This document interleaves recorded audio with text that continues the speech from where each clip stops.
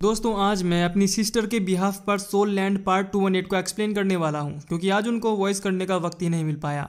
जैसा कि last episode में हमने देखा कि टैंग सैंड ने 3 जायंट्स एंड्स को मार दिया था और अब टैंग चैन को 3 स्पिरिट रिंग्स एक साथ एब्जॉर्ब करनी है। पहला ऐसे किसी भी स्पिरिट मास्टर ने नहीं किया है, इसलिए टैंग चैन थोड़ा डाउट में था कि उसे ये करना भी चाहिए या नहीं। लेकिन अगर वो ये नहीं करता तो अगली स्पिरिट रिंग्स ढूंढने में उसे बहुत टाइम लग जाता, इसलिए वो एब्जॉर्ब करने बैठ जाता है और वो अपनी स्पिरिचुअल रियल्म में पहुंच जाता है जहां तीनों स्पिरिट रिंग उसके चारों तरफ घूम रही हैं। टैंग चैन तुरंत अपने ट्राइडेंट को निकालकर सी गॉड की लाइट का यूज करता है और उन स्पिरिट रिंग्स के चक्रा को अपने में मिलाने की कोशिश करता है, लेकिन वो चक्रा टैंग चैन पर ही हमला कर रहा होता है और टैंग चैन को वो घायल भी करने लगता है। इसलिए टैंग चैन अपनी 8 स्पाइडर लेग्स को भी निकालता है, लेकिन इससे भी कुछ ज्यादा फर्क नहीं पड़ता और वो और ज्यादा घायल होने लगता है। इसलिए वो अपने हैमर को भी निकालता है और वो चक्रा पर अटैक करने ही वाला होता है, लेकिन बाकी चक्रा टैंग चैन को पूरी तरह से घायल कर देता है और टैंग चैन के हाथ से उसका ट्राइडेंट छूट जाता है और वो घायल होकर गिरने लगता है। गिरते वक्त वो अपने पापा को याद करता है जिन्होंने उसे सुमेरु हैमर की टेक्निक सिखाई थी।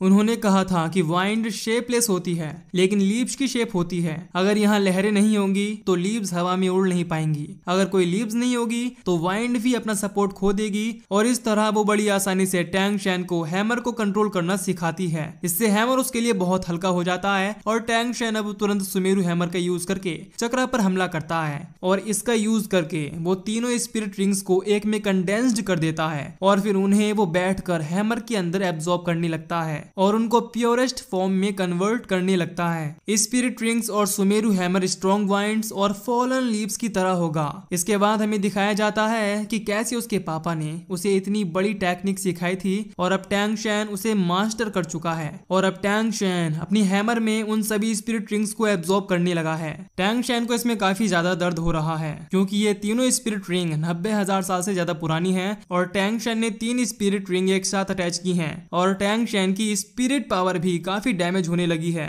अब वो मेडिटेट कर ही रहा था कि तभी वहां एंजल फेदर आता है जिसे टैंग चैन भाप लेता है और वो कहता है कि जो भी है सामने आओ। वो क्वेन रेंजू है और वो अपनी 5th स्पिरिट टेक्निक का यूज करके टैंग चैन के ऊपर गॉड स्वॉर्ड छोड़ देती है। टैंग चैन तुरंत अपने ट्राइडेंट को हवा में फहराता है और गॉड स्वॉर्ड से डॉज करने लगता है। टैंग चैन ने बहुत टाइम से क्वेन रेंजू को नहीं देखा और वो सोच में पड़ जाता है कि गॉड स्वॉर्ड तो बहुत साल पहले क्वेन रेंजू ने यूज की थी। टैंग चैन तुरंत खड़ा होकर वहां से भागकर स्वॉर्ड से बचने लगता है और अब क्वेन रेंजू बहुत सारी स्वॉर्ड्स टैंग चैन पर शूट करने लगती है। टैंग चैन अब अपने ट्राइडेंट से स्वॉर्ड को काटने लगता है और क्वेन रेंजू की इतनी बड़ी हुई पावर को देखकर हैरान हो जाता है। क्वेन रेंजू टैंग चैन के सामने आती है और कहती है कि बहुत लंबा समय हो गया हमें मिले हुए। टैंग चैन भी यही बात कहता है और साथ साथ वो कहता है कि तुम पहले से काफी बदल गई हो। क्वेन रेंजू भी टैंग चैन से कहती है कि तुम भी काफी बदल गए हो, तुमने 3 स्पिरिट रिंग एब्जॉर्ब की हैं, ये कभी किसी ने नहीं किया।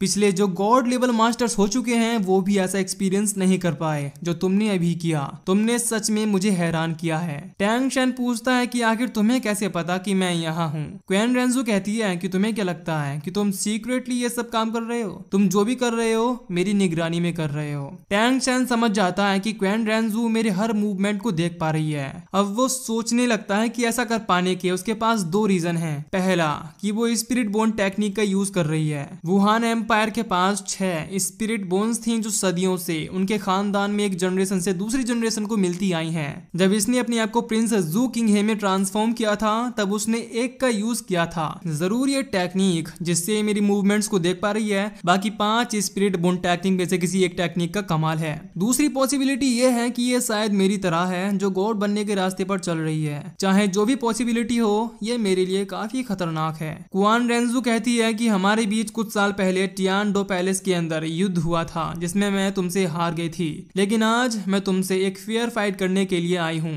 टैंग चैन कहता है कि तुमने खुद मुझे स्पिरिट रिंग को एब्जॉर्ब करते हुए देखा था और तुम्हें पता है कि इन स्पिरिट रिंग्स ने मुझ पर काउंटर अटैक किया था जिससे मेरी स्पिरिट पावर रिड्यूस हो गई है। इस पर क्वेन रेंजू कहती है कि मैं तुमसे फेयर रहूंगी और फेयर रहकर ही तुम्हें फाइट में हराऊंगी। अभी तुम वीक हो और मैं तुम्हें हरा दूं, ये तो मैं खुद भी नहीं चाहती। इसलिए मैं तुम्हें सोल पावर से नहीं बल्कि तुम्हारी स्ट्रेंथ से फाइट करूंगी। जो तुम्हारे हाथ में वेपन है और जो मेरे पास मेरी एंसेस्टर्स का दिया हुआ वेपन है, मैं उससे फाइट करूंगी और जो भी दूसरे का वेपन उसके हाथ से गिरा पाया वो जीत जाएगा। टैंग शैन सोच में पड़ जाता है कि कहीं ये फियर के नाम पर षड्यंत्र तो नहीं रच रही। इस पर क्वीन रेंजू खुद ही कह देती है कि अगर मुझे तुम्हें मारना होता तो मैं तुम्हें जब ही मार देती जब तुम स्पिरिट रिंग्स को एब्जॉर्ब कर रहे थे। टैंग शैन भी समझ जाता है कि ये बरसों पुरानी अपनी हार का बदला एक फेयर मैच से लेना चाहती है और आज हमारे बीच फाइट होकर ही रहेगी। इसलिए टैंग शैन अग्री कर जाता है और कहता है कि हम सिर्फ वेपन फाइट करेंगे और जिसका वेपन नीचे गिर जाएगा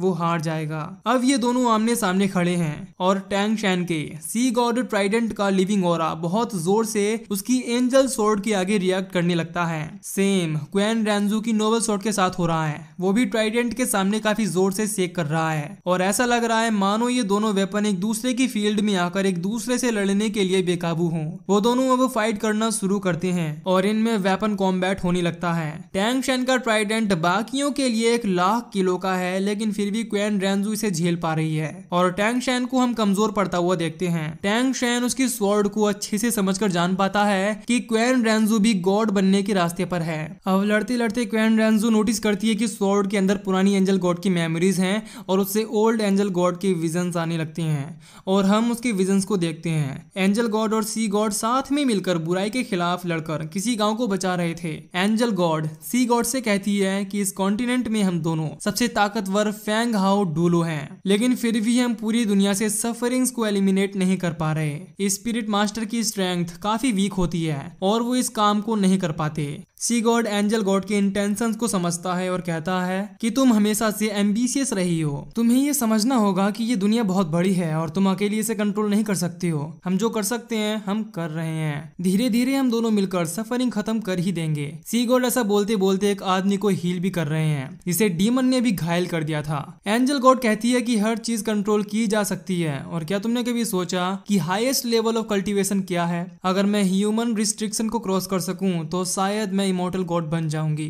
सी गॉड कहती हैं कि गॉड काफी मुश्किल है, हालांकि ऐसा डिटर्मिनेशन रखना बहुत अच्छी बात है और अगर सच में गॉड हम बन जाते हैं तो इस दुनिया के लिए भी ये काफी अच्छा होगा और मैं भी इसके लिए ट्राई करूंगा। ये सुनकर एंजल गॉड गुस्से में आ जाती है और कहती है कि तुम गॉड बनोगे और वो तुरंत सी गॉड पर हमला कर देती है क्योंकि गॉड सिर्फ एक ही बन सकता है और वो कहती है कि अगर कोई गॉड बनेगा तो वो मैं होंगी। वो जिस पोजीशन में लड़ रहे थे वैसे ही आज टैंग शैन और क्वीन रेंजू लड़ रहे हैं और इनके बीच फाइट बहुत ही ज्यादा इंटेंस हो जाती है। इसके बाद ये एपिसोड यहीं पर खत्म हो जाता है। गाइज मेरा एक दूसरा चैनल जिसका नाम एनी वॉइस ओवर है उस पर आप जरूर विजिट करें। वहां मैं नई मूवीज और सीरीज लाया करूंगा जो आपको काफी पसंद आएंगी। सो आप उस चैनल को जरूर सब्सक्राइब करें। चैनल की लिंक आपको एंड स्क्रीन और डिस्क्रिप्शन में मिल जाएगी।